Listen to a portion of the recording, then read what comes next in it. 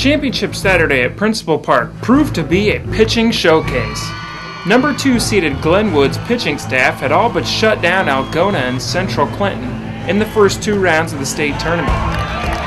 The number 4 seeded Comets of Charles City had also relied on pitching, with victories over Storm Lake and a beatdown of the number 1 seeded Knoxville. The Rams would call upon ace Taylor Kaufman to do the hurling. For Charles City, it would be Tyler Mitchell who would take the hill. Both pitchers looked sharp out of the gates, but it was the Rams who would strike first. Just fair, just inside the line. That'll roll to the corner. Kaufman round second, and he will be in for a stand-up double. Good hitting there by Taylor Kaufman, his 4th hit of the tournament. Back at second and bring the 0-1 that's lined hard into left field. Vanderwerf will try and dive in on it, unable to make the catch. Bledsoe around third, he will score, and Nick Wells ends up at second base with an RBI double, but no, he rounded the bag too hard, kind of took a slip and was tagged out at second base by Peter Rogotsky, but the damage was done on that play. An RBI double for Nick Wells will put the Rams out in front, scoring the courtesy runner Bledsoe.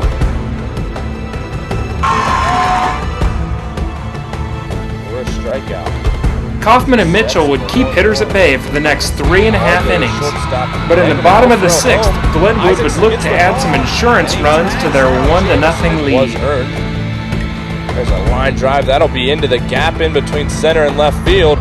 Wheeler will round first. He will be into second, standing up with a double. And that's the way you want to start the inning if you're Glenwood. Picks up his first here. There's a base hit through the hole, just past the outstretched arm of Jesse Etherington, diving at third base. Back-to-back hits here. The pitch from Mitchell is grounded to third, over the head of Etherington at third base, and that will score a run.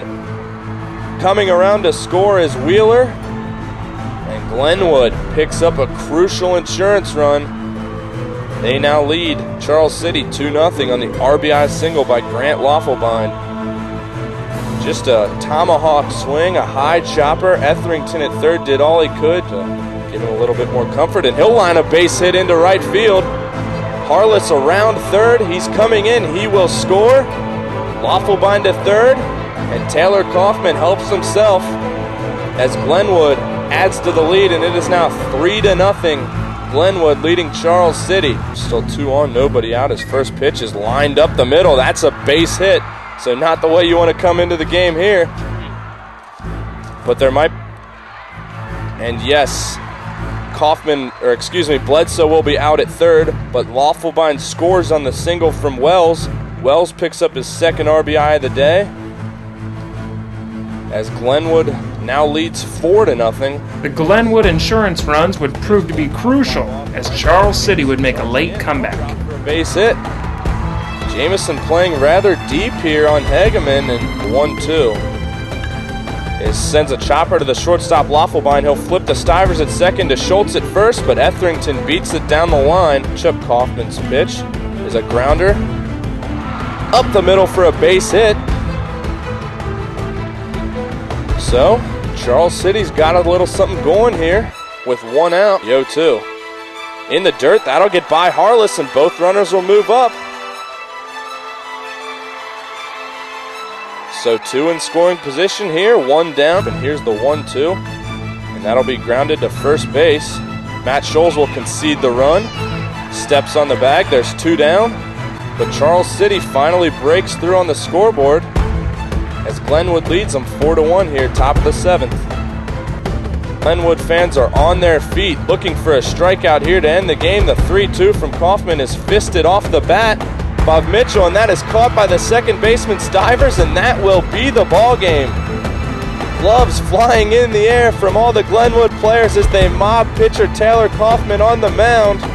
What a moment for these youngsters as they bring Glenwood their first 3A state baseball championship in school history. What a moment for them, and what a ball game pitched by Taylor Kaufman.